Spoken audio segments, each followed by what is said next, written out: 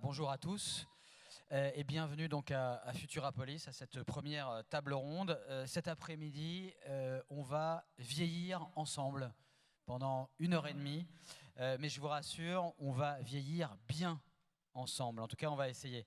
On va se projeter dans une époque pas si lointaine, c'est même déjà notre époque, où non seulement on pourra allonger notre durée de vie, parfois si éphémère, nous restons des papillons, voilà, et à la fin de la journée, eh bien, il faut laisser la place.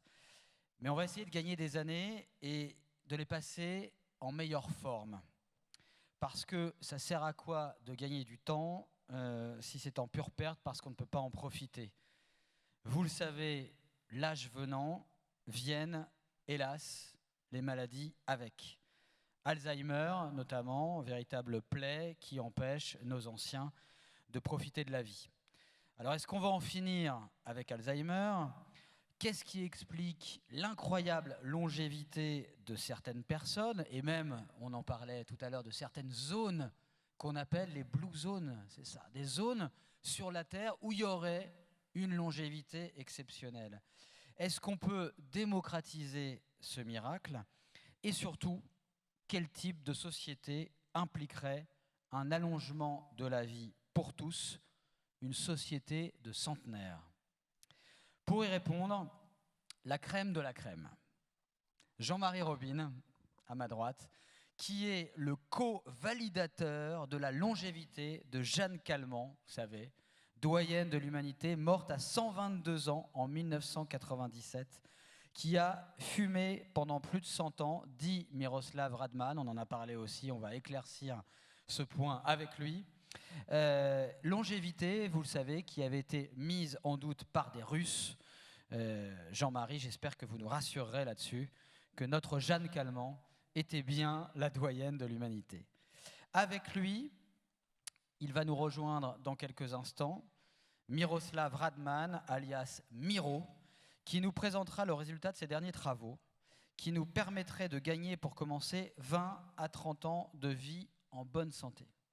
Chez chaque enfant, par exemple, on pourrait, dit-il, par une simple prise de sang, dépister le maillon faible de son organisme en étudiant les protéines, non plus les gènes, mais les protéines de son corps, de ses cellules, et proposer une prévention qui nous aidera donc à vivre plus longtemps et en bonne santé. Et enfin, la philosophe et membre du comité d'éthique Cynthia Fleury, avec laquelle on s'interrogera sur le type de société que dessine cet allongement de la vie, quel bouleversement, quelle solution, et qui y a réfléchi avant nous, parce qu'il y a 2000 ans déjà, on parlait de ce problème de sénescence, de vieillesse, et ce n'était pas un problème. Merci à vous, bienvenue Jean-Marie Robine, bienvenue Cynthia Fleury. Pour commencer, en fait, je vais présenter un peu plus longuement les travaux de nos invités, et puis je vais leur demander de présenter pendant 10-15 minutes leurs réflexions. Après, on causera ensemble, et puis vous aurez le droit, et j'espère que vous exercerez ce droit, de leur poser des questions. Alors Jean-Marie Robine, si on va un petit peu plus dans le détail, vous êtes directeur de recherche émérite à l'INSERM, vous êtes directeur d'études émérite à l'EPHE, vous êtes conseiller auprès de la direction de l'INED sur les questions de longévité des individus et de vieillissement des populations, et vous vous intéressez aux limites. Est-ce qu'il y a des limites à la longévité humaine et à ses caractéristiques, et surtout les relations de cet allongement de la vie avec la santé? Votre équipe fait aussi partie du laboratoire MMDN de l'Université de Montpellier. Vous êtes aussi coordinateur du réseau international de recherche sur les espérances de santé depuis sa création en 1989. Vous avez dirigé l'action conjointe européenne sur les espérances de vie sans incapacité, qui a fourni plusieurs analyses sur le sujet à l'Union européenne, car c'est l'un des enjeux aujourd'hui de l'Union européenne. Vous êtes aussi co-responsable pour le développement de la base de données internationale sur la longévité en association avec l'Institut Max Planck pour la recherche démocratique et l'INED, et chef de projet de l'étude sur la longévité en santé financée par AXA RF. Ça fait beaucoup de choses, Jean-Marie Robine. Comment vous arrivez? Est-ce que vous allez pouvoir, vous, avoir une vie aussi longue en faisant autant de choses? Non, ça fait beaucoup de choses et je ne m'attendais pas à ce que, voilà, Bah si, quand même. J'ai dit la crème de la crème. Complet de mes activités. Oui, c'est beaucoup. Alors, première question, déjà, pour rentrer dans le bain. Vous avez validé la longévité de Jeanne Calment que des Russes avaient mise en doute. Qu'est-ce que c'est que co-valider une longévité? En fait, c'est parce qu'on était plusieurs à travailler sur ce sujet. Et donc, je n'ai pas été le validateur, nous avons été une équipe. Et en particulier, je travaillais avec le docteur Michel Allard, qui à l'époque était le directeur scientifique de la Fondation Ibsen, qui avait financé les premières études sur les centenaires en France. Et au milieu de cette étude figurait Jeanne Calment. C'est comme ça que je me suis intéressé à Jeanne Calment, mais je participais à cette étude en tant qu'épidémiologiste. On avait environ un échantillon de 1000 centenaires. Pour nous, les centenaires, c'était des gens âgés de 100 ans, 101 ans, ok, mais pas quelqu'un âgé de 115 ans. Et donc, au début de l'étude, on a mis son dossier de côté parce qu'on a dit, mais que vient faire cette personne dans notre échantillon? Cynthia Fleury, je vous présente aussi, qu'on entende un peu le son de votre voix. Vous êtes professeur au Conservatoire national des arts et métiers, titulaire de la chaire Humanité et Santé, professeur associé à l'École des Mines. Vos recherches portent sur les outils de la régulation démocratique, une étude, une recherche dont attestent vos livres « Pathologie de la démocratie », paru en 2005, « La fin du courage », paru en 2010, « Les irremplaçables », paru en 2015. Et là, il y a eu un petit nouveau dans la collection Tract de Gallimard. Je vous laisse me donner le titre. Le soin est un humanisme. Voilà, donc on est en plein dans le sujet. Vous êtes vice-présidente de l'ONG Europa Nova, plus jeune membre du comité consultatif national d'éthique. En 2016, vous avez fondé la chaire de philosophie à l'hôpital, c'était à l'Hôtel-Dieu Paris. Et vous dirigez désormais la chaire de philosophie à l'hôpital Sainte-Anne. Vous avez été choisi pour être la personnalité associée des Champs Libres à Rennes de 2018 à 2021. La dernière fois qu'on s'est vu, on avait parlé de l'hôpital et d'un rapport du comité consultatif national d'éthique qui dressait un constat plus que sévère sur la façon dont la France s'occupe de ces autres vulnérables que sont les personnes âgées. Il existait, disait ce rapport, dans notre pays, une dénégation collective du vieillissement. Vous m'aviez dit, il est clair que Simone de Beauvoir a gagné la bataille contre Cicéron. Qu'est-ce qu'elle nous a fait, Beauvoir ? Alors, oui, c'est vrai que je ne vais pas faire une historiographie philosophique de la place de la vieillesse, mais voilà, en gros, vous avez un grand texte qui est porté par Cicéron qui s'appelle Caton l'Ancien, et c'est une vision de la vieillesse, une vision par climax, par continuité de la vie, c'est-à-dire que ça fait cette courbe-là, une vision bien évidemment exemplaire, où il s'agit en plus de soigner sa sortie, où la vieillesse est parée, sa sortie de la vie, hein, sa sortie de la vie, avec le fait que donc on peut soigner sa sortie. Il y a une espèce de puissance de la maîtrise jusqu'au bout. Et puis il y a bien évidemment quantité de qualité prêtée à la vieillesse, une certaine forme de raison, une certaine forme de rapport aux passions, de dessaisie des passions. En plus, voilà, comme les antiques, on connaît comment Socrate a littéralement séduit Alcibiade. Donc, oui, malgré la différence d'âge. Malgré la différence d'âge, malgré la différence de beauté. Donc, pareil, chez Cicéron, on a le fait que, bien sûr, il y a une séduction par l'autorité de l'âge, etc., etc., etc. Et Beauvoir a cassé tout ça. Disons que Beauvoir, elle dit un peu aussi la vérité, sachant que au moment où écrit son texte Cicéron, il est lui-même mis dehors.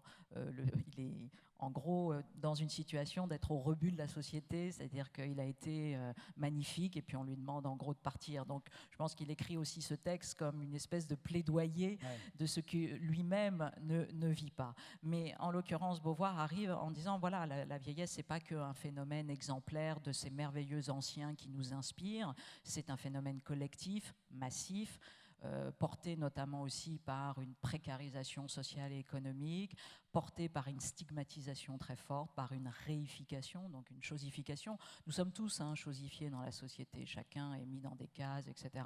Mais plus nous sommes vulnérables, plus nous n'avons pas les armes pour résister en fait à cette chosification par l'extérieur. Et puis alors elle a une double peine qui s'appelle la vieille femme, et pas simplement le vieil homme, parce qu'il y a bien évidemment un effet genre très très important. Elle a une petite blague juste à un moment donné, elle dit en même temps les femmes résistent mieux parce qu'elles tombent de moins haut. Bon, je ne sais pas s'il faut rire, mais voilà, donc pour vous dire l'ambiance du texte. Et pour l'auteur du deuxième sexe, quand même, en disant, bah oui, puisque de toute façon, toute leur vie, elles ont été déjà dans cette réification. Alors, bon, il y a une énième réification, mais les hommes, tout d'un coup, c'est la découverte, en disant, mon Dieu, mais comment, on n'a plus besoin de moi, mais c'est plus possible, bon, etc., etc. Et donc, elle a ce texte, mais qui montre que la vieillesse n'est pas une continuité, c'est une rupture, que la vieillesse n'est pas une affaire d'inclusion et de magnificence, mais que c'est de l'exclusion, que tout est interdit, c'est-à-dire que non seulement il y a une infantilisation, mais il y a aussi une interdiction d'accès à la libido. Elle a des passages terribles sur le fait que la sexualité... c'est dégoûtant, c'est ça. C'est interdit, dégoûtant. Donc on voit comme ça que la réification est terrible, elle est morale, elle est économique, elle est physique, etc. etc. Donc c'est vrai que, calmons-nous, je ne dis pas que nous n'avons jamais été aussi loin dans l'allongement de la vie. Nous faisons une entrée une entrée la plus tardive possible dans la dépendance et dans l'incapacité.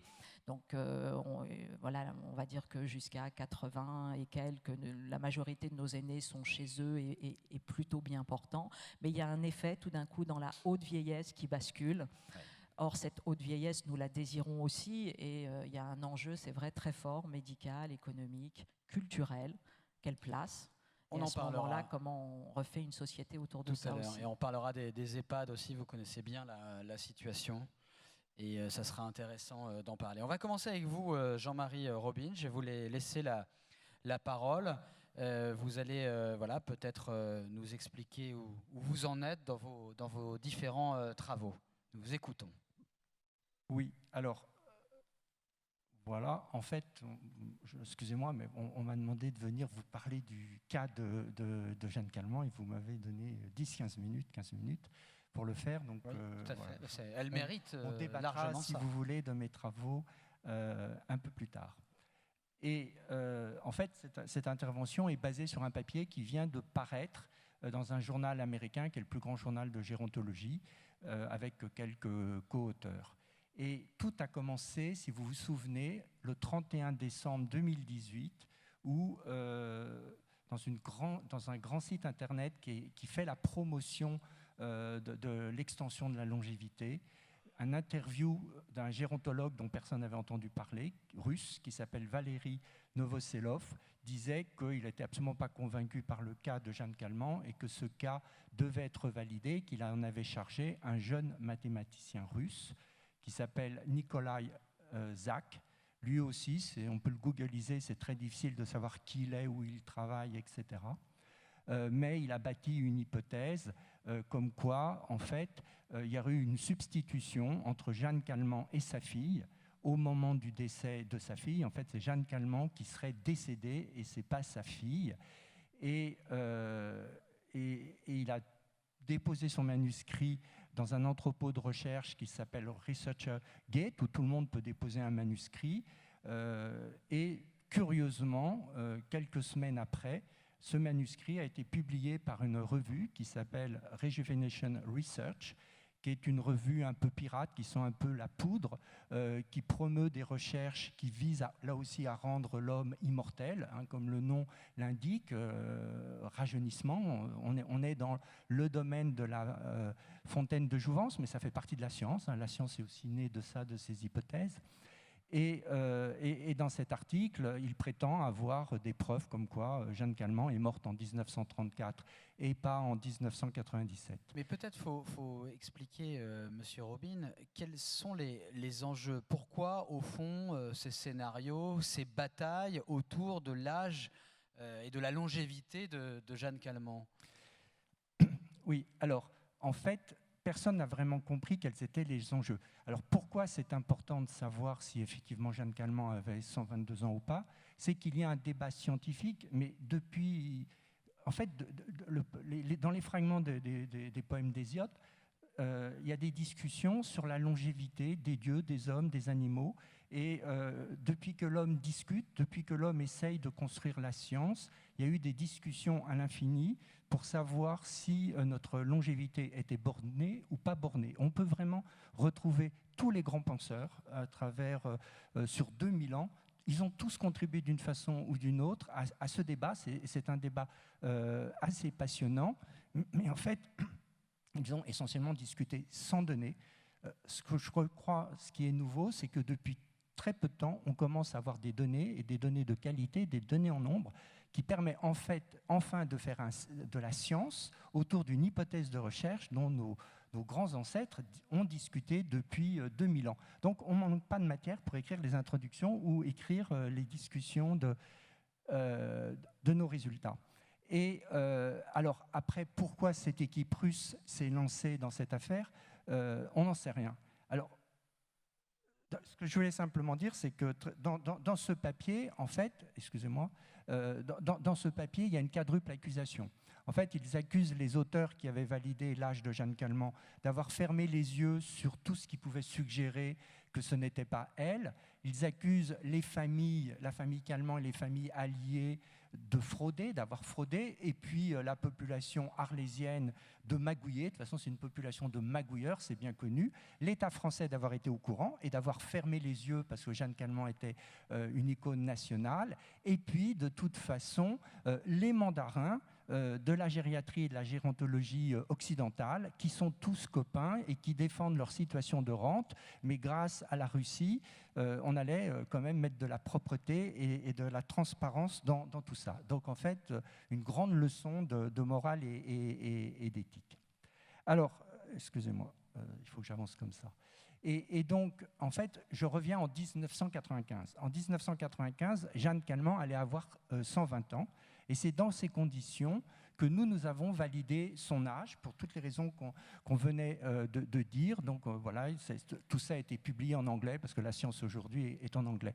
Et pour le faire, on avait utilisé en fait l'ensemble des actes d'état civil à notre disposition, naissance, mariage, décès, des actes religieux, et surtout des documents de recensement. Parce qu'en fait, au cours de la vie de Jeanne Calment, la population était recensée à peu près de 5 ans en 5 ans. Et on a pu retrouver toutes les fiches de recensement de la famille de Jeanne Calment. Donc on sait exactement, le premier recensement qui la concerne est en 1876. Elle est alors âgée d'1 an. On sait où elle habite, avec qui elle habite. Et donc on a pu tracer l'ensemble de sa vie familiale de 5 ans en 5 ans, entre 1875 et 1975, où elle est aussi recensée en 1975 à l'âge de 100 ans. Alors, avant de revenir sur l'hypothèse des Russes, juste un mot sur l'univers statistique de Jeanne Calment. On a la chance, en France, à la fois d'être un grand pays, il y a quand même 70 millions d'habitants, et d'avoir une statistique publique qui est très ancienne. L'état civil a été créé par François Ier, je vous le rappelle, au XVIe siècle. Ce qui fait qu'on est un des rares pays à avoir des données historiques de qualité. Et à partir de ces données, ce qu'on est capable de faire aujourd'hui, c'est de tracer, vous voyez ici en orange, c'est depuis 1816 jusqu'à aujourd'hui, en 2016, ça fait 201 points, on peut dire quelle était la personne qui a été enregistrée comme étant la plus âgée au moment de son décès.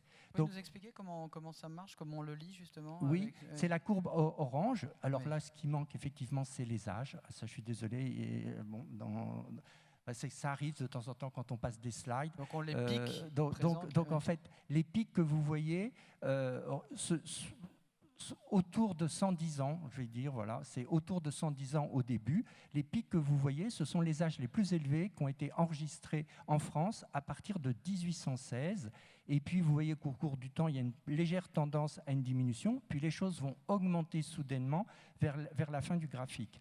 Et là, c'est une série qui est très, très hachée, très chaotique, parce que c'est une observation unique. Parmi les 60 millions de Français, ou les 500 ou 600 000 personnes qui meurent tous les ans, c'est celle qui meurt à l'âge le plus élevé. Et le graphique que vous avez en bleu, En fait, c'est le dernier graphique statistique qu'on peut avoir qui indique quelle est la limite de la longévité commune, c'est-à-dire si on met de côté les cas extrêmes. Et en fait, là, on voit qu'en France, alors je vais vous donner exactement les dates, de 1816 à 1946, il n'y a quasiment aucune variation. Tous les points tombent à 99 ans exactement, avec de temps en temps 98 ans ou 100 ans, c'est-à-dire qu'il n'y a aucune variation, c'est la limite de la longévité humaine commune. Et là, effectivement, les auteurs du XVIIIe siècle qui répétaient que la longévité est une constante de chaque espèce, finalement, ils avaient raison, parce que l'observation qu'on a de cette période montre qu'effectivement, c'est constant et que ça ne varie absolument pas. Par contre, vous voyez, depuis 1946, et le tournant, c'est en 1946. En 1946, on serait où Oui, à peu près? 1946, c'est le tournant. C'est le tournant. Ouais. En 1946, vous voyez, la courbe se met à monter et se met à monter en ligne droite. C'est-à-dire que, en fait, les caractéristiques de la longévité humaine, qui au cours de l'histoire, depuis qu'on est capable de le mesurer, n'avaient pas changé, s'est mise brutalement à changer en 1946, au lendemain de la guerre, et que depuis, tous les ans, on fait à peu près le même progrès. Vous voyez, la courbe, elle est linéaire, c'est une ligne droite. Il n'y a aucun signe d'accélération au cours du temps, mais il n'y a aucun signe de ralentissement. Alors ça, c'est l'univers statistique. Sur cet univers statistique, je projette Jeanne Calment maintenant. Vous voyez, Jeanne Calment, elle est ici. Et donc, effectivement, au sein des valeurs extrêmes, elle est exceptionnelle. Donc, la question des Russes, quelque part, elle est légitime. On peut toujours s'interroger sur... Excusez-moi... on peut toujours s'interroger de savoir est-ce que c'est vrai, parce qu'on voit bien que les 122 ans de Jeanne Calment vont quand même taper beaucoup plus haut que le reste. Alors, si je reviens maintenant sur l'hypothèse des Russes, en fait, quand nous, en 1995, on avait fait un bouquin grand public pour raconter notre recherche, et on avait cette photo où il y a à la fois Jeanne Calment et sa fille. Et on avait écrit bêtement quelle est l'une, quelle est l'autre. Et c'est peut-être nous qui avons donné l'idée aux Russes de cette substitution d'identité. Et ce que je voulais vous dire, c'est que dans le passé, on a fait énormément d'erreurs en validant l'âge des grands centenaires. Parce que la plupart du temps, ces validations étaient effectuées quand les gens étaient morts. Et donc, c'est le validateur qui commettait des erreurs. Et le validateur commettait des erreurs en rapprochant l'acte de naissance d'un frère avec l'acte de décès de l'autre. Et donc, du coup, comme ça, il pouvait allonger ou raccourcir la durée de vie. Quelquefois, effectivement, il pouvait rapprocher l'acte de naissance de la mère avec l'acte de décès de la fille. Et à ce moment-là, ça pouvait augmenter de 10 ans ou de 20 ans la durée de vie. Mais lorsqu'on valide la durée de vie de quelqu'un de vivant, de quelqu'un qui est mentalement alerte, de quelqu'un qui vous dit « je m'appelle Jeanne Calment, je suis né en 1875 », on ne parle plus de ce type d'erreur, on ne parle plus de confusion. Si ce n'est pas vrai, c'est un mensonge, c'est une fraude. Et à ce moment-là, s'il y a fraude, il doit y avoir un motif. Pourquoi une telle fraude et est-ce que cette fraude était possible ? Donc, dans l'ensemble des arguments qui ont été donnés par les Russes, et dans leurs publications, les Russes ont des dizaines et dizaines d'arguments qui, quelque part, n'ont aucun sens. En fait, c'est des insinuations, ils ne cherchent absolument pas à les prouver, ils accumulent des choses, des idées, c'est plus des idées que des hypothèses, qui pourraient suggérer que Jeanne Calment n'est pas Jeanne Calment, mais sa fille. Alors, pour eux, le motif de la fraude, c'est qu'en fait, le père de Jeanne Calment était mort en 1931, en cédant à ses enfants une énorme propriété en Camargue, et qu'ils avaient dû à payer, ce qu'ils ont écrit, des centaines de milliers de francs, de dollars d'aujourd'hui, en droit de succession en 1931. Et qu'au moment de Jeanne Calment, puisque eux pensent que c'est Jeanne Calment qui est mort en 1934, ils auraient dû repayer une deuxième fois ces droits de succession pour la même propriété. Et donc c'est comme ça qu'ils auraient eu l'idée de substituer la mère à la fille et de dire que c'est la fille qui était morte pour qu'il n'y ait pas à repayer ces droits de succession. Alors, cette fois-ci, pour essayer de valider ou d'invalider ce que prétendaient les Russes, on est retourné dans les archives publiques, mais on ne s'est pas intéressé aux actes de naissance cette fois-ci, on s'est intéressé aux actes notariés et à tous les registres administratifs. Et en France, c'est extraordinaire. En fait, on a des archives incroyables. Tout est noté, tout est archivé, tout est recopié sur des registres, et ces registres deviennent publics après 50 ans, après 70 ans ou après 100 ans.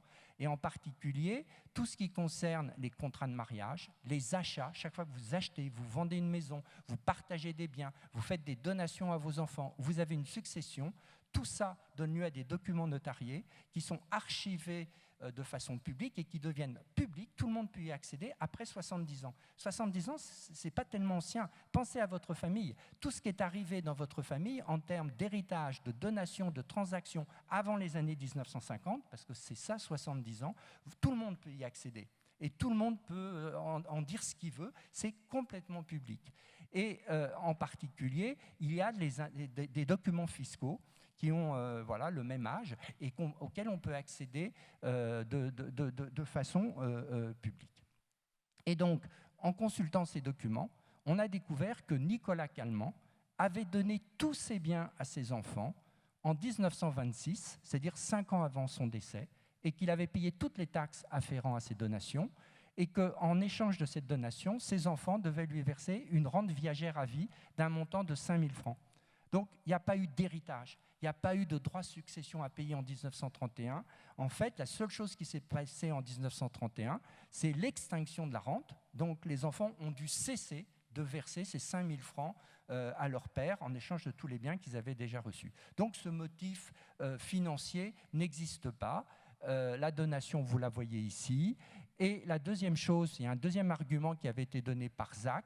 Il prétend que Jeanne Calment avait acheté une rente viagère auprès d'une assurance avant 1934, date du décès de sa fille, et que cette assurance était toujours en opération en 1997 au moment de son décès. Et que c'est de cette assurance que l'État français était au courant et avait fermé les yeux. Or, il se trouve qu'en 1946, la France avait été complètement détruite par la guerre, il fallait reconstruire la France, on avait besoin d'argent, donc il y a eu une loi particulière pour lever des impôts considérables pour pouvoir rebâtir la France. Et on a demandé à tous les Français de déclarer l'ensemble de leur patrimoine, l'ensemble de leurs richesses, l'ensemble de leurs revenus pendant toutes les années de guerre, de 1940 à 1945.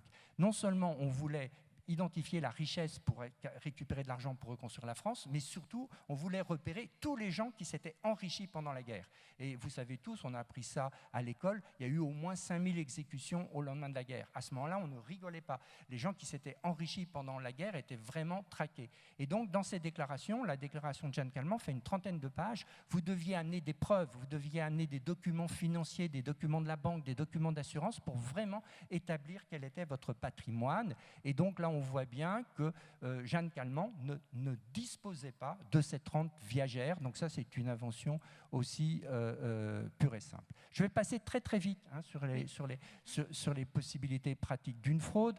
En fait, les Russes prétendent qu'elle vivait recluse. Depuis, beaucoup de familles ont donné des photos et donc on la voit tout le temps très entourée. Pour ses funérailles, par exemple, la presse locale a écrit « Une foule particulièrement nombreuse a conduit samedi dernier à sa dernière demeure Madame Biot-Calment ». Si on regarde sur son faire-part, là on ne le voit pas, il a été écrasé aussi, plus de 31 personnes avaient signé le faire-part de décès. Et puis, juste pour souligner que s'il y avait eu cette substitution d'identité, on arrivait à une organisation familiale qui était absolument aberrante, parce que Fernand Calment, le mari de Jeanne Calment, était toujours vivant, il est resté vivant de nombreuses années. Donc sa fille Yvonne aurait pris la place de sa mère et serait allée vivre aux côtés de son père, qui l'aurait traité comme son épouse. Son mari, le capitaine Biot, qui avait la Légion d'honneur, aurait tout à fait accepté cette situation. Et puis son fils, qui était âgé de 7 ans, et je crois que vous voyez bien comment se comporte un enfant de 7 ans, soudainement aurait mis à traiter sa mère comme si elle était sa grand-mère, et il ne se serait jamais trompé. Quand il est devenu médecin, ce jeune homme, il a dédié sa thèse à sa mère décédée et à sa grand-mère pour les soins maternels dont elle avait su l'entourer tout au cours de sa vie. Et puis enfin, au cours de cette recherche nouvelle, et il faut savoir que dans cette recherche, on est dans l'open science, parce que cette recherche, elle a été forcée, elle s'est faite rapidement pousser par les Russes. Il y a eu des groupes Internet qui se sont mis en place, il y a eu des groupes Facebook, il y a eu des centaines de gens qui ont essayé de trouver des documents. En fait, aucun document n'a été trouvé qui allait dans le sens de ce que pensaient les Russes, mais il a été trouvé plusieurs documents qui montrait que vraisemblablement, effectivement, ça confirmait ce que disait Jeanne Calment. Yvonne Calment était d'une santé extrêmement fragile. Je vous donne un exemple. Dans son contrat de mariage, oui, ça prend une seconde. Dans son contrat de mariage, alors ses parents la dotent de 12 000 francs par an. Mais ce qui est extraordinaire, parce que ça ne figure pas habituellement dans les contrats de mariage, il est dit qu'en cas de prédécès de la future épouse, cette rente sera reversée au profit et sur la tête des enfants à naître de ce mariage. Donc, comme si on savait déjà qu'elle était de santé fragile, on a ce document militaire des archives militaires de la France où le supérieur du capitaine Biot écrit « C'est un regret qu'il quitte l'armée, mais ses intérêts et la santé de sa femme l'obligent à aller habiter dans le sud de la France. » Et enfin, on a cette photo, aussi retrouvée grâce à ces gens qui cherchent, et puis aux familles qui ont donné beaucoup de photos. On ne savait pas où cette photo a été prise. Elle a été prise en août 1931. Elle a été prise à l'hôtel Belvédère, à Lézin. Et l'hôtel Belvédère à Lézin était un des grands sanatoriums. Lézin était l'endroit où les familles chics, dans les années 20 et dans les années 30, allaient se faire soigner pour la tuberculose. Et donc, en résumé, pas de motif financier, pas de possibilité pratique d'une telle substitution et plusieurs documents qui supportent en fait le mauvais état de santé de Jeanne Calment. En fait, ce n'est pas très important, je vous donne, parce que depuis, la même équipe de Russes, additionnée d'un certain Gibbs, ont redéposé un article sur cette plateforme de recherche qui s'appelle ResearcherGate, et cet article vient la semaine dernière de paraître à nouveau dans Rejuvenation Research. Et ce qu'ils disent, c'est notre premier scénario était vraisemblablement trop simple, mauvais, mais en fonction de ces techniques bayésiennes, n'importe quel scénario qui repose sur la substitution entre Jeanne Calment et sa fille aura toujours une probabilité de réelle plus élevée que la probabilité d'atteindre l'âge de 122 ans. En fait, tout repose là-dessus, sur le fait qu'ils pensent que c'est absolument impossible d'atteindre l'âge de 122 ans. Juste une seconde. C'est la conclusion de notre article, on l'a traduit, etc. Nous avons officiellement demandé la rétractation de l'article de Rejuvenation Research, parce que ce n'est pas acceptable de publier un article qui ne repose absolument sur rien. Voilà, donc je pense qu'il y a plusieurs débats dans cette question. Il y a Jeanne Calment, mais il y a aussi ce qu'est la science et les bonnes pratiques scientifiques. Voilà, j'ai quand même une question. Merci beaucoup Jean-Marie Robine pour cette enquête formidable que vous avez menée, mais une question naïve peut-être, mais qu'est-ce qui explique que des Russes ou des Américains, en tout cas là ce sont des Russes, mais que des gens mettent autant d'énergie à essayer de prouver que quelqu'un, en l'occurrence une Française, n'a pas atteint l'âge de 122 ans. Quel est l'enjeu en fait de ça ? Et du coup, on comprend l'énergie que vous avez mise à enquêter pour montrer qu'ils avaient tort, mais quel est l'enjeu pour eux de dire ben non, on ne peut pas atteindre cet âge-là ? Dans cet article, très clairement, on accuse les Russes et puis on accuse la revue qui a publié leur travail de négligence. Non, écoutez-moi, Pierre. Oui. On aurait pu... Mais je voudrais qu'on comprenne, c'est important quand même. Pourquoi est-ce qu'ils mettent autant d'énergie à dire qu'elle n'a pas atteint 122 ans ? Non, mais je vous réponds là. En fait, je vous réponds. On aurait pu, on a de quoi, on aurait pu les accuser de fraude scientifique. Sauf que la fraude scientifique, c'est un crime aux États-Unis. Et là, on est dans le contexte d'une revue américaine. Et on change complètement de dimension. Donc, vous me permettrez, je vais vous répondre, mais je ne vous dirai pas tout ce que je sais. Parce qu'un certain nombre de choses que je sais aujourd'hui nous amènent automatiquement du côté, c'est plus de la négligence, c'est carrément de la fraude. Et je ne vais pas, comme ça, publiquement, accuser de fraude scientifique un certain nombre de collègues ou pas collègues. Donc c'est plus compliqué. Effectivement, vous avez raison, on ne comprend pas. Moi, ce que je pense, et ça je peux le dire, ces deux Russes sont strictement inconnus. Là,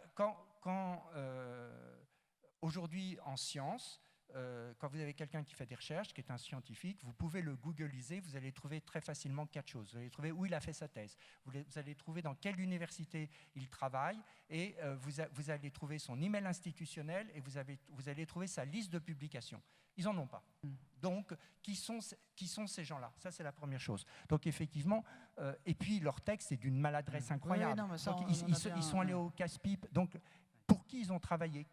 Et mon sentiment, c'est qu'effectivement, ce sont des seconds couteaux qui ont été manipulés. Par qui on ne sait pas trop. Le Washington Post a prétendu que c'était Poutine. Moi, j'y crois pas du tout. Mais je pense qu'actuellement, ce qu'on a à faire, c'est que ces gens qui ont été manipulés ont du mal à admettre cette manipulation et ils s'entêtent, en fait. Ils s'entêtent. Maintenant, ils s'entêtent dans leur truc à dire que Jeanne Calment n'est pas Jeanne Calment et ils en font un peu trop. Moi, je pense que la manipulation vient de ces grands sites Internet, qui sont tous des sites américains, en faveur de l'extension de la longévité humaine. Et ces sites ont énormément d'argent, en particulier parce qu'ils sont largement fondés par deux des GAFA, qui se sont dû se dire, après tout, je peux mettre quelques milliards là-dedans, s'ils sont capables de me rendre immortel ou de cryogéniser ou je ne sais pas quoi. Contre une autre piste qui serait celle de la longévité de Jeanne Calment. contre Contre une autre piste que ce serait effectivement des chercheurs qui d'eux-mêmes auraient bâti une hypothèse, etc. Donc c'est compliqué. Voilà. Très bien. Donc, merci voilà. beaucoup. Miroslav, Voilà. que j'aperçois. Absolument. Voilà. J'allais vous proposer Radman, d'accueillir merci et d'être avec nous. d'applaudir Merci Miroslav beaucoup. Radman On qui va nous vous donner la rejoint. parole tout de suite. Asseyez-vous. Voilà. Alors, Miroslav Radman, asseyez-vous, je vous en prie. Vous avez fait la couverture du Point il y a quelques années, je m'en souviens, vous en souvenez forcément. Je pourrais commencer par ça, je commence par ça d'ailleurs. Vous êtes biologiste, généticien, professeur de biologie cellulaire à l'université Paris-Descartes. Vous êtes membre de l'Académie nationale des sciences. Vous dirigez aujourd'hui l'Institut méditerranéen des sciences de la vie à Split, en Croatie. Vous êtes vraiment chanceux. Vous explorez depuis plus de 40 ans les mécanismes de l'ADN et les secrets de l'évolution, notamment les bases moléculaires de la robustesse de la vie, pour en revenir à Jeanne Calment.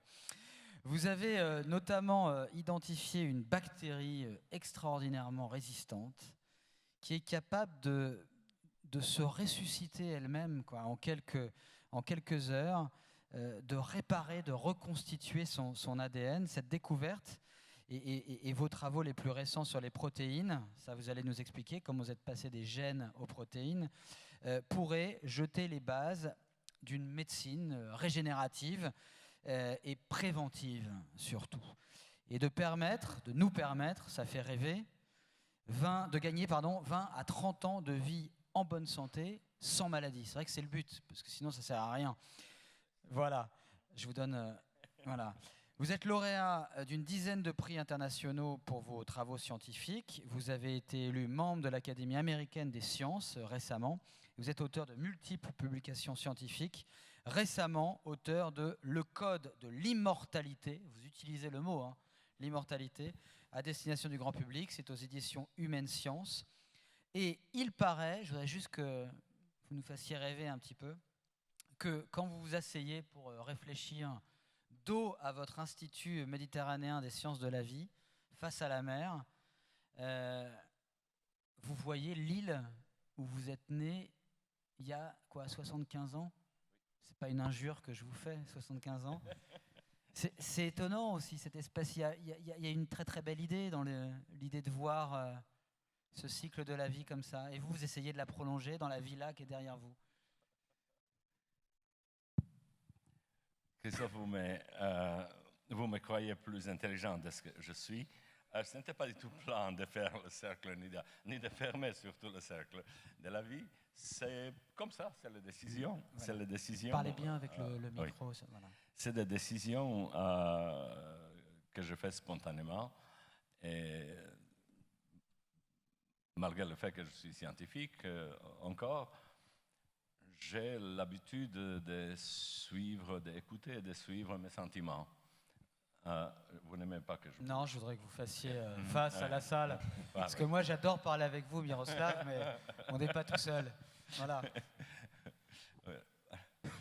Très bien.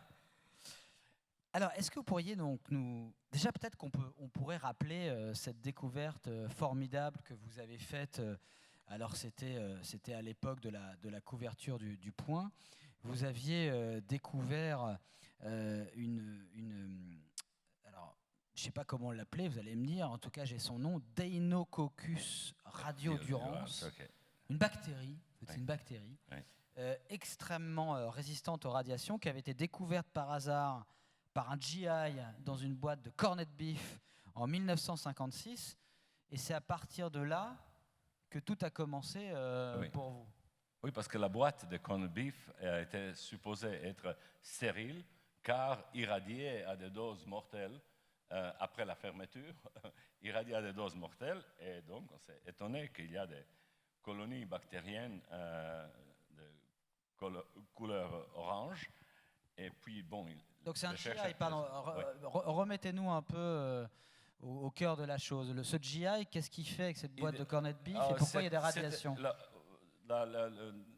L'habitude a été de nourrir les soldats à distance par la nourriture conservée, avec les conserves, et de s'assurer à ce que la nourriture ne soit pas spoliée, contaminée par les bactéries. Eh bien, elle était, malgré les traitements mortels, elle n'a pas été stérilisée pour Deinococcus radiodurans. Et donc, on s'est intéressé depuis des décennies à de quoi est faite cette bactérie. Et très brièvement, l'autre chercheur ont vu, et nous on était étonnés de voir dans quelle mesure, l'ADN de cette bactérie qui résiste à 1 million de rades. Nous sommes morts avec 200-300 rades, et 1 million de rades, cette bactérie survit 100%. Son ADN est pulvérisé autant que chez d'autres bactéries ou chez mes cellules irradiées. Et malgré tout, donc, la bactérie réussissait dans 3 heures de temps de remettre des centaines de morceaux d'ADN qui est cassé avec cette dose de radiation, de les remettre en bon ordre, sans faire des erreurs. Il n'y a pas de mutation, et de ressusciter, dans l'état de la mort clinique, à arriver à survivre sans les conséquences. Très brièvement, on a cherché d'abord chez l'ADN, réparation, etc. Et on a conclu, la conclusion était finalement que la solution était extrêmement simple, plus simple de ce que notre imagination nous permettait. Et ce qui se passe chez cette bactérie, qu'elle investit dans la synthèse de petites molécules protectrices. On répète ce mot antioxydant, je ne l'aime plus. Les molécules qui neutralisent ces radicaux libres qui provoquent la rouille de tout, sauf de diamants. Et le même processus fait rouiller le fer. Oui, c'est ça, on vieillit parce que ça s'oxyde. Hein. Voilà, c'est oxydant. Voilà. Ça fait rouiller les matériaux. Et on a vu qu'avec cette dose d'irradiation qui produit beaucoup de ces radicaux d'oxygène extrêmement corrosifs et agressifs, que les protéines de cette bactérie restaient intactes.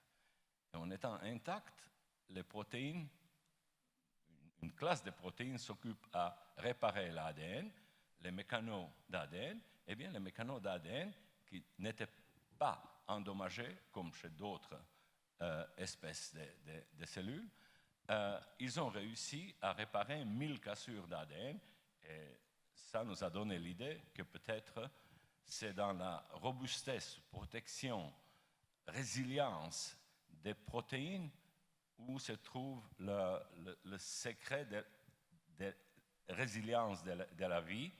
Et 10 ans plus tard, 12 ans plus tard, chaque année, on est de plus en plus convaincus que c'est le cas. Et vous allez voir bientôt pourquoi. Parce que dans la vie, toutes les fonctions, mais absolument toutes, sont faites par les protéines. Ils ont l'air un peu prosaïques. Ils n'ont pas la réputation des gènes de l'ADN, mais elles font tout dans la vie, inclus réparer les gènes, répliquer, lire l'information dans les gènes. Et juste, donc, ce n'est pas étonnant que... Juste peut-être, pour qu'on comprenne bien, quelle est la différence entre les gènes et les protéines? Parce que c'est vrai que vous êtes parti de ces recherches sur justement cette bactérie qui refaisait son ADN. Et puis vous vous êtes dit, au fond, c'est peut-être pas l'ADN qui est intéressant, je vais plutôt me baser sur les protéines. Alors, quelle est la différence? Peut-être vous avez des documents à nous montrer. Très simplement, la vie, c'est les protéines. Toutes les fonctions de la vie sont exécutées, contrôlées, exécutées par les protéines. Je vous donne un exemple. Nos globules rouges, érythrocytes, n'ont aucun ADN, pas de traces, zéro ADN. Elles marchent. Elles font un travail assez dangereux, d'ailleurs, à trafiquer l'oxygène, pendant 2, 3, 4 mois. Une cellule sans protéines, elle est inerte, ce n'est rien. Elle peut avoir le meilleur gène du monde, le meilleur génome du monde, s'il n'y a pas de protéines, ça sera comme le meilleur livre jamais écrit, mais lu par personne, qui n'est lu par personne. Les gènes, il faut les lire, il faut les transformer en protéines, et les protéines exécutent la vie. Et donc, on était obsédés, je crois, je parle de moi, dans la culture de la biologie moléculaire, l'ADN, c'était la vedette. Le général, vous dites. Patron, c'est le général de l'armée. Ouais. Le patron qui ne doit rien faire car il est tout important. Et donc, pour la vie, c'est les protéines. La perpétuation de la vie, c'est le gène. La raison étant que les protéines sont fragiles. On doit les renouveler dans nos cellules. En moyenne, on les renouvelle chaque 10-12 heures. Hein. Le fond des protéines, il faut les renouveler, car ces travailleurs chimiques sont relativement fragiles et il faut renouveler le fond des protéines. Or, le secret de leur synthèse, la spécificité, l'information se trouve chez les gènes. Les gènes, c'est dans un sens l'architecte de la maison, mais s'il n'y a pas d'ouvrier, donc vous allez voir, maintenant je mets en haut les ouvriers, car ils sont effectivement plus importants que l'ADN. Un ADN endommagé ne peut rien faire si elle n'est pas réparée par les protéines.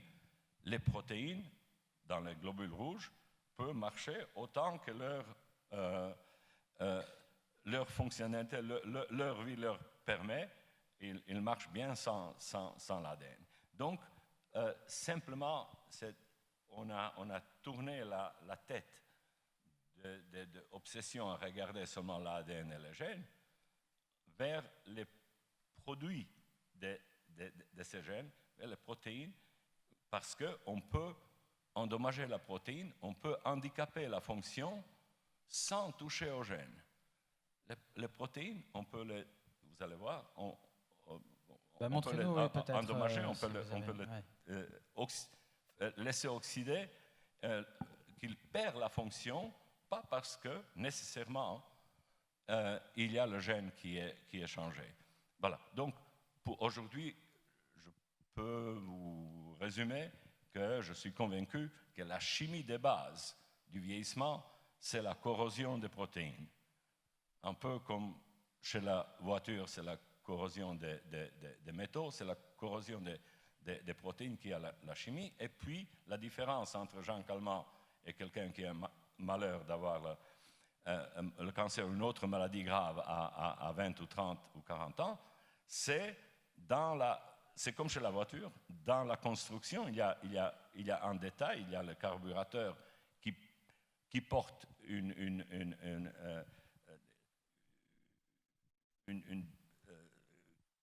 petite cassure ou irrégularité, et ça, c'est ce qu'on appelle le maillon faible.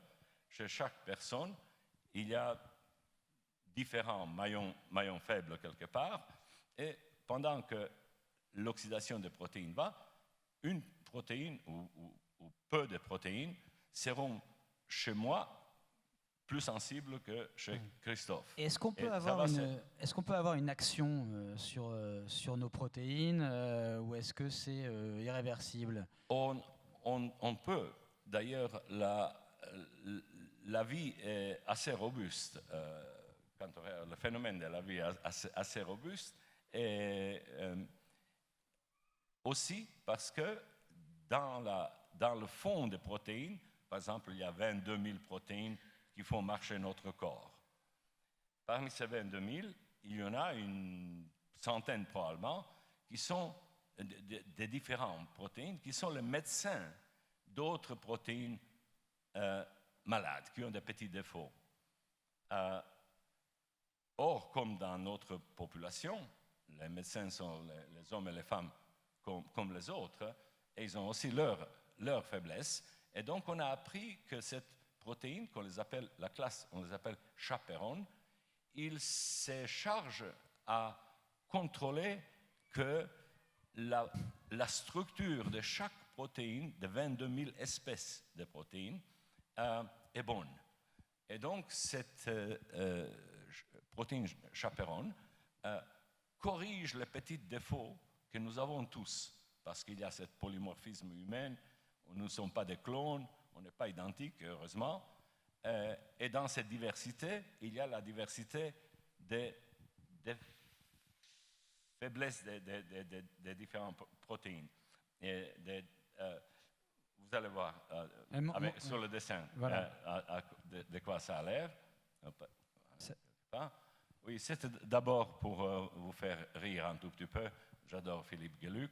Il a dit c'est certainement parce que la médecine a évolue encore très, très, très lentement qu'on appelle les malades les patients. On aimerait devenir impatient par les résultats. Voilà, regardez, sur ce petit schéma, il y a, vous voyez, quand Christophe m'a demandé alors les gènes ou les protéines, qu'est-ce que c'est plus important? C'est l'œuf et la poule. Ça veut dire, quelque part, si le génome porte l'instruction pour construire la fonction qui est les protéines, donc le génome est seulement une source d'instruction, c'est un texte d'après lequel on construit la fonction.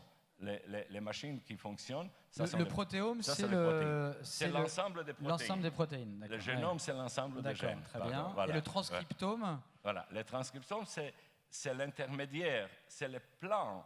On copie une partie de l'ensemble des génomes, on copie un gène donné, okay? On les copie pour ne pas les exposer au travail qui va l'endommager. On fait une copie simple brin, comme une photocopie, d'après laquelle elle sert comme un plan de construction de protéines dans une petite machine qui s'appelle ribosome.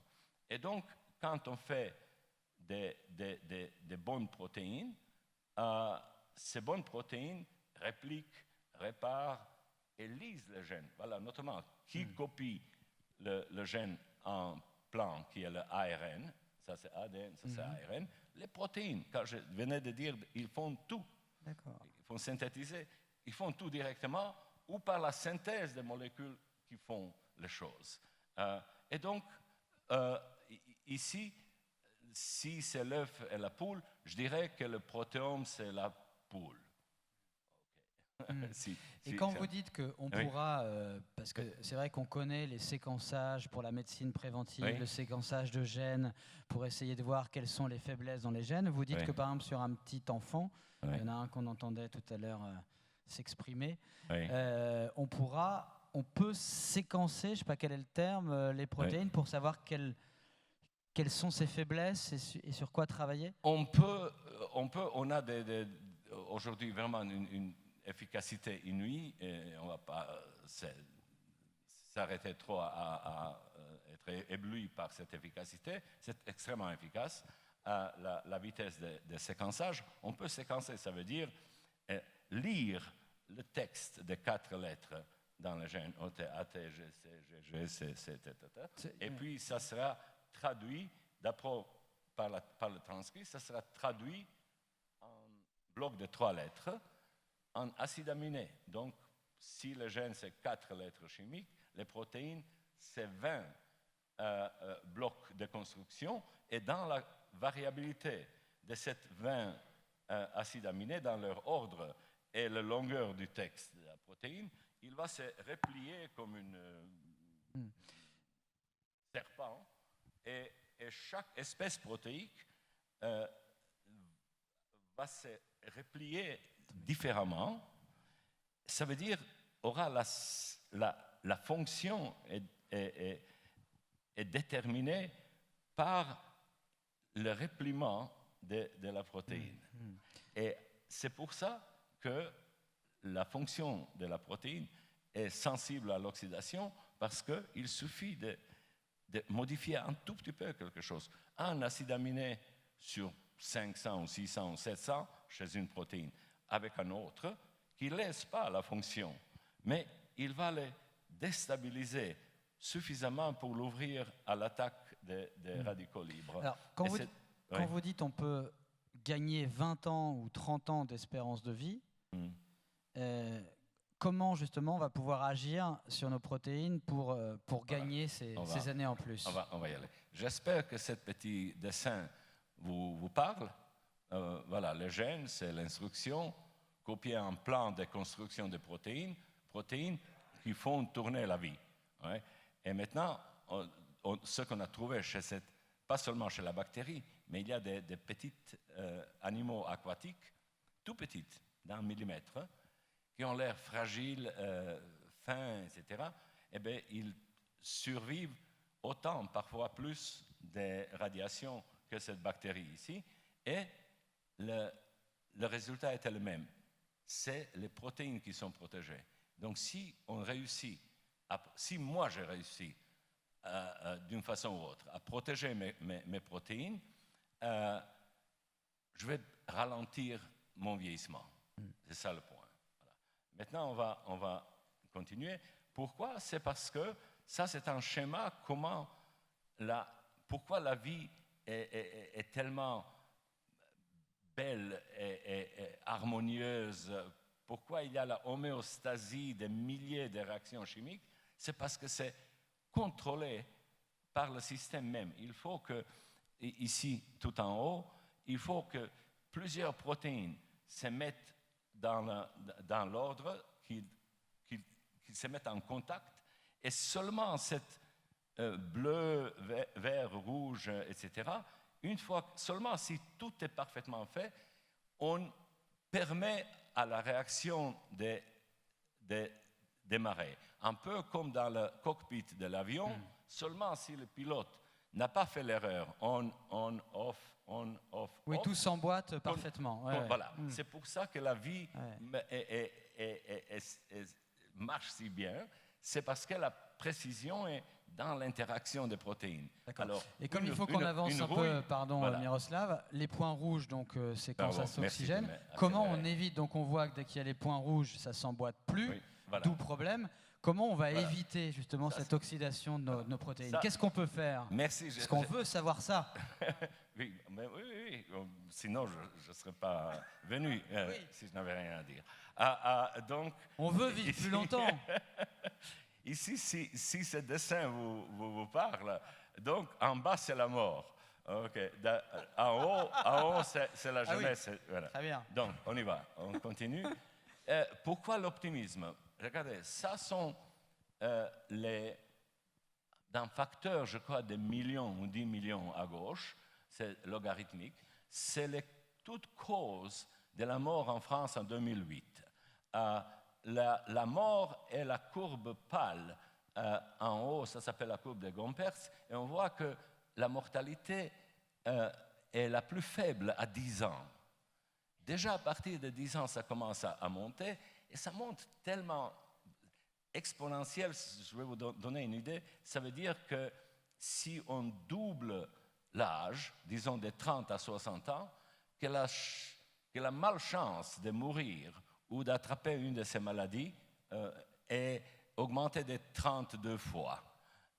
Donc, rien n'est plus dangereux que de vivre.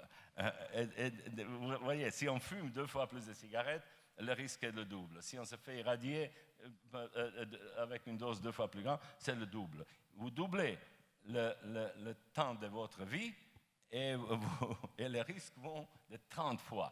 Et pourquoi je montre ceci? C'est parce qu'ici sont toutes les causes. Tous les une centaine de cancers, etc. Et il n'y a que cette courbe en bas qui sont des accidents et des suicides qui ne montent pas d'une façon semblable avec 5e puissance de temps pour ceux qui se rappellent encore du maths. Et donc, je vous montre ceci parce que c'était l'origine de mon optimisme. Je me suis dit, le plus simple, c'est de se dire que tous les cancers différents, Alzheimer qui est tellement différent des cancers, Parkinson, etc., tout augmente avec la même... Toutes ces maladies ont la même horloge biologique. Le plus simple serait qu'ils ont la même cause. S'il y a une chance d'1% que c'est une même cause, l'origine, la racine de la cause de tout mot, de tous les détails que les médecins et les biologistes vous racontent, si c'était vrai, ça voudrait dire que de pallier, d'agir sur cette cause commune de tous les maux humains du point de vue des maladies, il serait plus facile de prévenir toutes les maladies simultanément d'un coup qu'une seule. C'est très important parce qu'on pense, certainement c'est plus simple de traiter ou prévenir une seule maladie. Eh bien non, si la cause est commune, et je me suis convaincu que la cause est commune. Très bien, il reste une dernière, est-ce qu'il faut qu'on passe à Cynthia Fleury? Voilà. Hop. Voilà. Voilà. Donc, parce que là, c'est un peu, je pense que c'est un peu compliqué, puis il faut vraiment qu'on enchaîne. Est-ce que vous pourriez quand même nous expliquer, voilà, comment justement est-ce qu'on peut travailler sur nos protéines, de quoi ça dépend pour gagner justement cette espérance de vie, et puis après on parlera d'une belle vieillesse avec Cynthia. Je vous lis, Christophe, voilà. 7 sur 7. OK. Ce dessin ici est pour vous symboliser un peu en quoi consiste, et nous sommes les premiers à connaître, 10 ans de travail et on arrive à des petits dessins comme ça, que la prédisposition aux maladies consiste des mutations qu'on appelait jusqu'à maintenant mutations silencieuses. Ce sont des petits changements d'un élément, d'un acide aminé, qui ne lèse personne, le bébé est né en pleine santé, mais ce qu'on a pu démontrer, que ce petit changement, ce polymorphisme humain par lequel on n'est pas identiques tous, que certains de ces changements changent beaucoup, augmentent beaucoup la sensibilité des protéines à l'oxydation. En bas, où c'est décrit folded, nos protéines, après 3 milliards d'années de la vie avec oxygène, sont quasi inox. C'est pour ça qu'on peut vivre 100 ans. Mais cette résistance à l'oxydation des protéines, elle est fragile. Il suffit un tout petit peu d'une imperfection, et imperfection est punie par oxydation. Donc, au centre, les chaperons vont normaliser, reformer la structure qui elle est résistante à l'oxydation, mais si l'oxydation se passe avant, ça fixe, ça paralyse la protéine en son mauvais état, pour toujours. Et c'est pour ça que, à la fois, le repliement des protéines et cette choc oxydatif il se chevauche dans nos maladies. Ça veut dire maintenant, bref, pour le Parkinson et pour la maladie de Charcot, qui est une terrible maladie neurodégénérative, on a pu trouver la correspondance entre l'effet des mutations humaines qui prédisposent à cette maladie, entre la prédisposition de la protéine par la mutation et la prédisposition de cette mutation, la prédisposition du patient à la maladie. Ça veut dire si la mutation silencieuse, c'est une erreur, toute petite erreur, si elle augmente l'oxydabilité, la sensibilité à l'oxydation beaucoup, alors cette mutation chez l'homme va provoquer la maladie tôt et la maladie sera dévastatrice. Ça veut dire ce qu'il nous reste, mesdames et messieurs, ce qu'il nous reste comme chercheurs à faire, c'est d'agir sur les protéines fragiles, d'aider aux protéines qui ont besoin d'aide. Ça veut dire de les rendre, malgré le fait qu'au milieu, il y a cette structure, caricature de la structure sensible, de chercher les chaperons chimiques. Et on les a trouvés chez les bactéries hyperrésistantes, ça veut dire les molécules qui ont une affinité naturelle, on le comprend très bien, pour la protéine mal foutue, pour la protéine malade. Elle ne touche pas la bonne protéine en bas. Et on a pu voir donc qu'on peut pallier, qu'on peut diminuer l'effet physiologique ou biologique de la mutation par les petites molécules qu'on appelle les molécules chaperons chimiques. Très bien. Je crois qu'avec ça, avec ça, il y a déjà du boulot. Tout. Merci beaucoup, Miroslav Radman. Cynthia Fleury, pourquoi, vous avez commencé à l'expliquer tout à l'heure, pourquoi est-ce que la vieillesse n'est plus vécue comme positive, alors que chez les anciens, vous le disiez tout à l'heure, c'était l'accès à la vérité, c'était la libération des faux plaisirs, c'était enfin la vie bonne. Qu'est-ce qui s'est passé dans notre civilisation? D'abord, ce n'était pas aussi binaire que ça. Et puis, nous vivons dans un monde qui ne se positionne pas tout à fait par rapport à la question de la finitude de la même façon et puis à la question divine de la même façon. Donc, il y a aussi entre les anciens et nous quelque chose qui était la croyance en un univers céleste, la croyance sur le fait que l'immortalité existait, mais pas ici et maintenant, mais ailleurs, que d'une certaine manière, plus on vieillit, plus aussi on se rapproche d'un autre possible, etc., etc. Donc c'est pas, sincèrement, je pense qu'il y a toujours eu une réification forte concernant la vieillesse, mais la position des croyances, la position de la représentation de l'autorité, de ce qui fait autorité, etc., n'était pas la même. La connivence avec l'invisible n'était pas la même, la connivence avec le sacré n'était pas la même, etc., etc.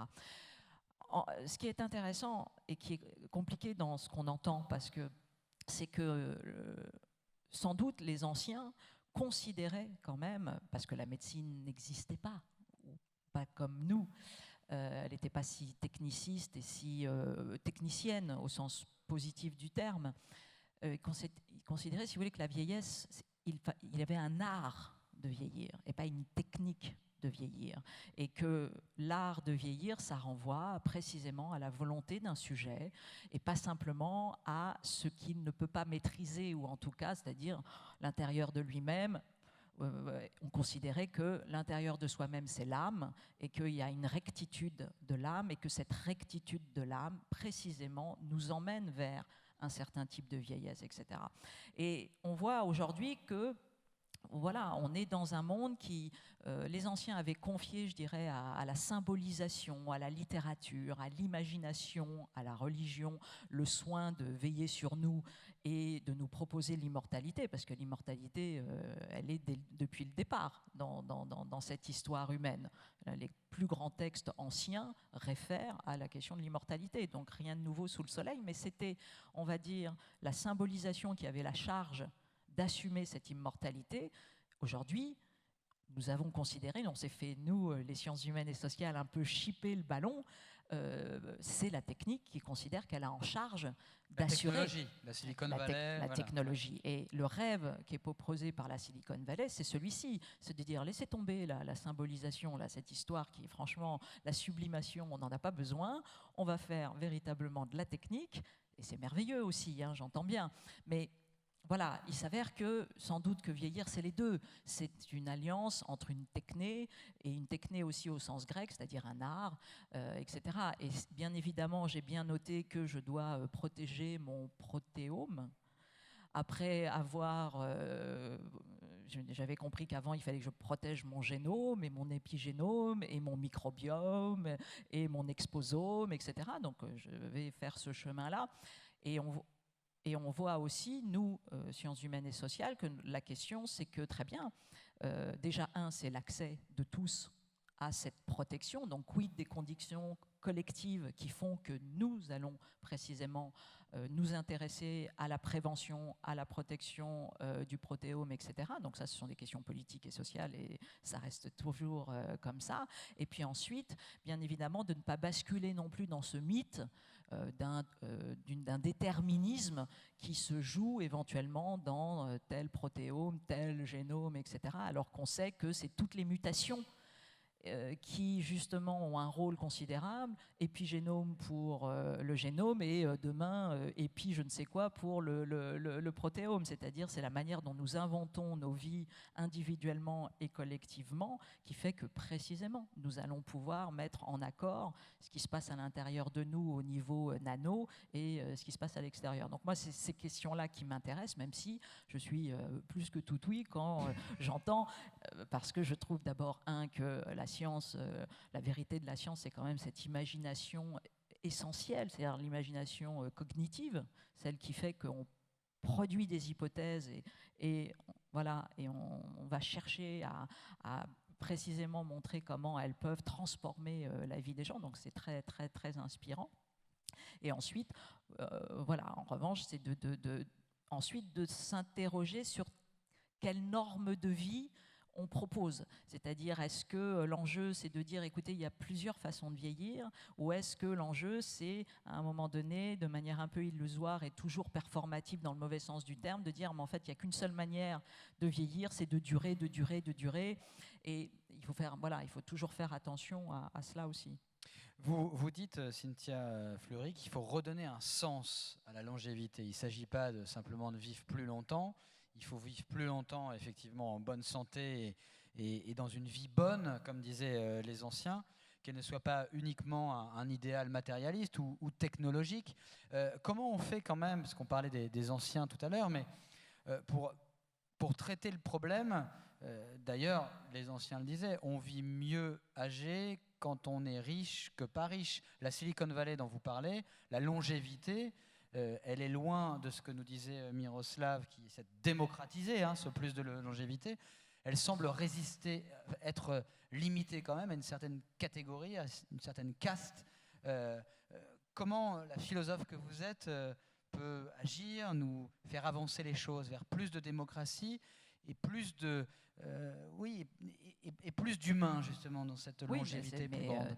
Il y a deux faits. À partir du moment où vous avez, et aujourd'hui on le voit d'ailleurs, c'est souvent quand on s'intéresse à l'idéologie transhumaniste, etc., et au financement qui est derrière, parce que c'est une idéologie forte aussi, parce qu'elle est financée par aujourd'hui peut-être les plus grands acteurs économiques de la planète, donc c'est pas neutre du tout. Et c'est très intéressant que c'est une idéologie qui est un projet politique, pas qu'un projet technique, dans le sens où il est clairement dit dans le manifeste transhumaniste, nous défendons le droit à l'augmentation pour tous. Donc c'est un projet qui se veut précisément d'un eugénisme positif, bienveillant, que sais-je, etc. Parce que on comprend ce qui se joue, et c'est aussi de dire, jusqu'à présent, on a toujours considéré que la limite était constitutive, structurelle de l'homme. Nous posons que la limite n'est pas structurelle de l'homme. Bon, donc ça c'est intéressant, je ne sais pas répondre à cette question en l'occurrence. Il s'avère que moi, ce qui va m'intéresser, c'est quand le premier graphique qui a été montré par M. Robin sur le point de rupture à partir de 1946, où on a clairement vu tout d'un coup qu'on avait d'abord une espèce de norme comme ça où la longévité de la vie était sensiblement la même, et puis petit à petit il y a eu quoi peut-être la recherche en cancérologie, l'immunothérapie, la chimiothérapie, je ne sais pas, mais des seuils qui tout d'un coup nous ont fait gagner. Bien évidemment, sans doute, l'État social-providence, qui a été un partenaire dans cette histoire tout à fait considérable. Pourquoi ? Parce que toutes ces recherches, s'il n'y a pas de l'autre côté une démocratie sanitaire, cette histoire, elle est minuscule et elle touche un seul humain et pas précisément un effet civilisationnel, sociétal, comme on a vu là avec ce graphisme. Je ne sais pas si on a tous entendu, il y a je ne sais plus, 2, 3, 4 années, que tout d'un coup, la courbe aux États-Unis commençait à se stabiliser de nouveau, qu'on n'avait pas cette année-là gagné le même type d'âge, etc. Et tout d'un coup, on se disait, mon Dieu, est-ce que c'est comme une parenthèse enchantée qui était celle en fait, de cet État-providence ? ou est-ce que non, on est aujourd'hui dans un pas où la science nous emmène sur des seuils qualitatifs absolument inédits. Alors parlons-en de cette démocratie sanitaire que vous évoquiez, Cynthia Fleury. Tout à l'heure, je mentionnais ce rapport du Comité consultatif national d'éthique qui avait des mots extrêmement sévères et qui parlait de dénégation collective et du vieillissement. Enfin, dénégation collective. On s'occupe mal de nos... C'est vrai qu'il fait chaud. De nos âgés, de nos personnes âgées dans nos démocraties, dans notre démocratie. On va dire les choses plus positivement. On pourrait mieux s'en occuper. Voilà, on va dire les choses comme ça, parce que bien évidemment, tout dépend quel type de référentiel on a. Si on a un référentiel qui est à 70 ans et à 80 ans, etc., c'est pas la même chose. Mais c'est vrai que, on a un phénomène, on va dire simplement sur le cas français sociétal, d'allongement de la vie. D'entrée, je l'ai dit, dans la dépendance plus tardive, donc ça, ce sont les points positifs. Mais en même temps, oui, il y a des structures qui sont à bout de souffle, alors qu'elles sont censées précisément avoir une révolution culturelle et physique, si j'ose dire, très forte. Donc on voit, c'est les structures d'EHPAD, mais c'est aussi le fait que le consentement de la personne âgée, dépendante, des majeurs dépendants, etc., n'est pas nécessairement suivi, que ceux qui veulent aller en EHPAD ne peuvent pas toujours y aller pour des raisons d'accès, de liste d'attente, de ceci, de cela, que ceux qui veulent rester chez eux n'ont pas non plus les offres du territoire et les aides et la qualification de cette aide pour faire plutôt des hospitalisations à domicile, que nous avons fait une surmédicalisation qui est encore une fois une très bonne chose, mais qui a aussi produit des effets de vulnérabilisation, que nous avons des EHPAD qui fonctionnent malgré eux pour des raisons gestionnaires avec des principes quasi liberticides, c'est-à-dire avec le fait de dire nous voulons zéro risque, ce que chacun comprend. Des bâtiments sans fenêtres. Des bâtiments sans fenêtres, des gens attachés pour pas qu'ils tombent, des gens forcés à manger pour éviter la dénutrition, etc. Donc, on est dans un monde où, en gros, la meilleure des nouvelles, c'est tout de même l'allongement de la vie. Et en même temps, il suffit d'interroger ici les uns et les autres et les expériences de chacun des aidants, et puis nous avons des aidants de plus en plus âgés qui aident, donc c'est compliqué. Donc nous, c'est vrai, milité pour un droit universel au répit, etc. Et puis d'accompagner, encore une fois, collectivement, et pas, si vous voulez, au moment où nous avons 80, mais en fait, de faire descendre sur l'âge, le premier âge, si j'ose dire, de la vieillesse, 60 ans, et de dire, vous savez, c'est là où tout d'un coup, il y a des grands gestes qu'il faut attraper. Et bien évidemment, quand on regarde l'histoire qui vient de nous être contée par Miroslav, là, c'est encore avant, puisque c'est une histoire de transformation de nos comportements alimentaires, sportifs, que sais-je. Donc c'est une grande révolution, et tant mieux. Merci. Christophe, je vous propose effectivement que nous passions aux questions. J'imagine que vous en avez, donc n'hésitez pas à vous signaler auprès de nos hôtesses. Donc qui pose la première question ? Je vois une main qui se lève à peu près au milieu de la salle. Un chiffre peut-être pour alimenter aussi nos débats. L'ONU estime qu'on pourrait avoir 25 millions de centenaires en vie la même année en 2100. Ça fait un peu rêver aussi. Alors, qui pose la question, madame ?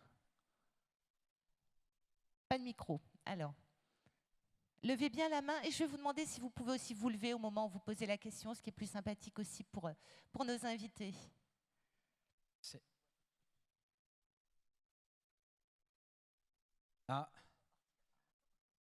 Non, pas de questions ? Alors levez bien la main ou levez-vous carrément parce que c'est vrai que... On ne vous voit pas, vous êtes nombreux. On ne vous voit pas. Là-haut, oui, là-haut. Étienne, question ? Étienne, au premier rang, en attendant peut-être que d'autres mains se lèvent. J'en vois une là-bas. Madame, tout à fait sur la droite, s'il vous plaît. Une petite question pour Cynthia Fleury. On a parlé de Dieu, tout à l'heure, la question divine. Alors, ça marche dans quel sens ? C'est les progrès de la science qui nous ont entraînés à croire moins, poussés à croire moins dans la vie après la mort ? Ou c'est parce qu'on croit moins à la vie après la mort qu'on se dit finalement il faut aller vers la technique et devenir Dieu nous-mêmes ? C'est la thèse d'Harari, son livre qui s'appelle Homo Deus, qui dit l'homme est en train de vouloir devenir une divinité, un dieu. Ça marche dans quel sens ?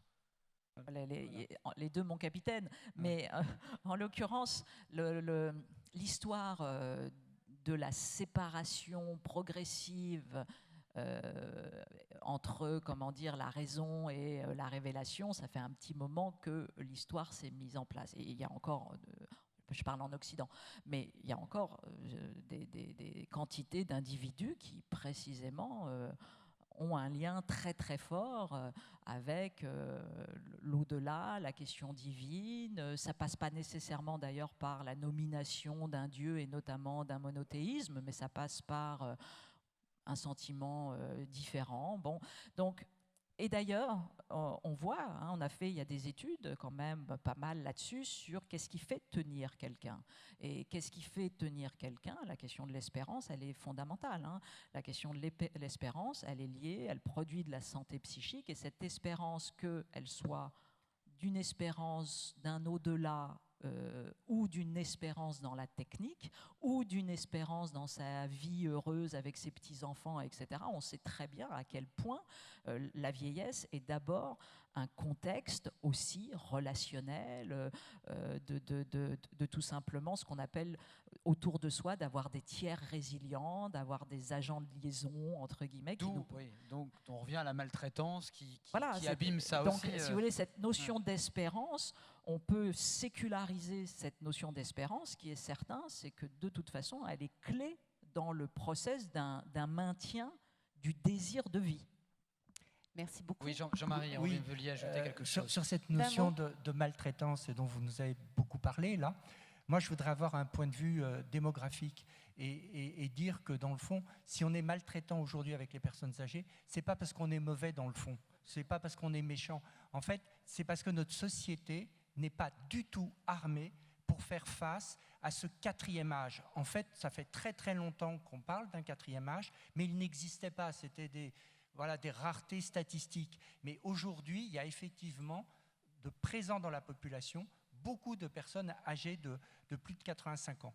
Et en fait, ce qu'il faudrait vraiment faire, et on le sait parce qu'on en débat dans certains lieux, dans certains colloques, c'est refonder totalement la société telle qu'on l'a refondée en 1946, c'est-à-dire refonder la solidarité intergénérationnelle, la sécurité sociale, créer un cinquième risque qui manque. En fait, on sait ce qu'il faut faire. Je veux dire, moi, toute ma vie scientifique, c'est avec des personnes très âgées, avec des nonagénaires et des centenaires.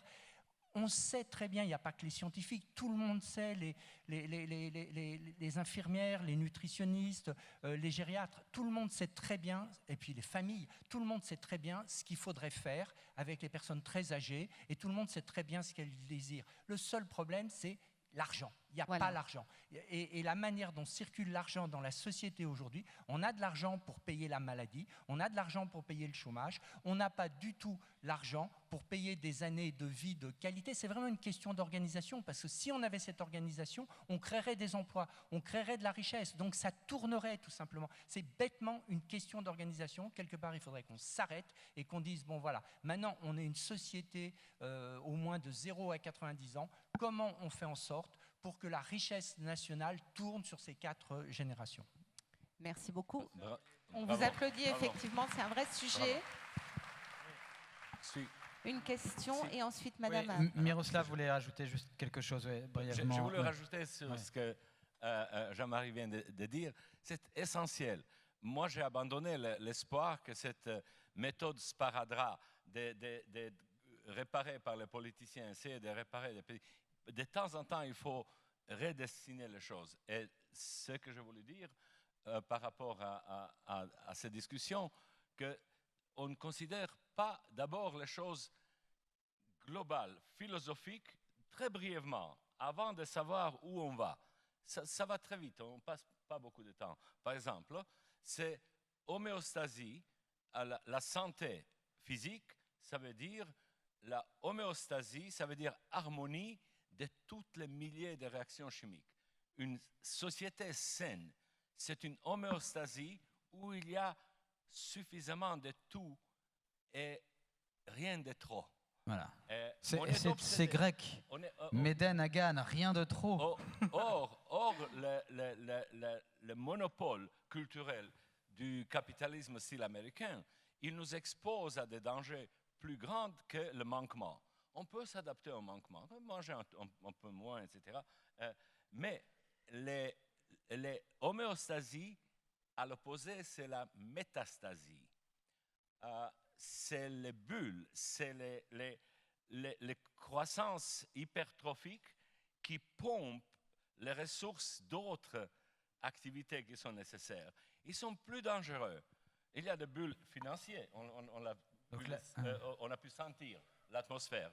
Mais en effet, j'ai la tendance de parler trop, donc je veux dire qu'on a besoin d'un rôle des vieux parce qu'ils sont plus lents à bouger, plus lents à penser, prudents, etc. On a besoin dans cette homéostasie, on a besoin face Allez, place aux vieux. Des freins à main. Place aux vieux, vive les freins à main. Une autre question, Miroslav. Il faut leur laisser la parole un peu. Une toute dernière question, déjà malheureusement, rapidement, madame, puisque vous avez le micro.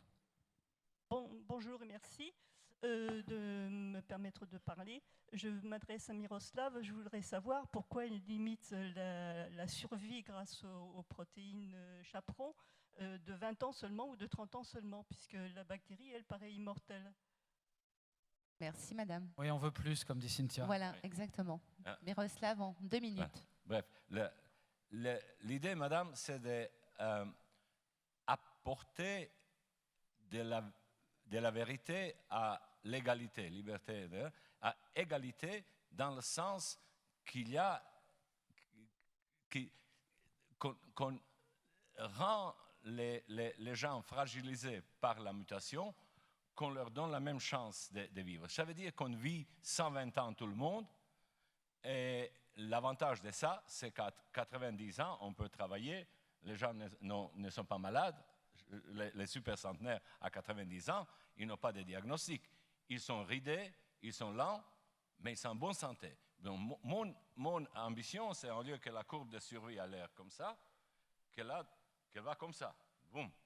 Et jamais les super centenaires ne sont morts suite à de longues maladies. Il y a une qualité de la mort chez eux. Donc, mon ambition comme biologiste, c'est de nous rendre tous centenaires, super centenaires, en agissant sur ces petits points de faiblesse avec ces chaperons chimiques. Et ça, c'est que 20 ans, désolé. Voilà. Mais écoutez, un grand merci à vous. On peut vous applaudir très fort pour ces brillants exposés. On vous retrouve, Miroslav Radman, Cynthia Fleury, auprès de notre libraire pour vos livres respectifs. Et nous, on se donne rendez-vous dans 2 minutes donc pour notre conférence suivante qui aura pour thème « Environnement pollué, vie altérée ». Merci beaucoup. Bravo, bravo encore. Merci beaucoup.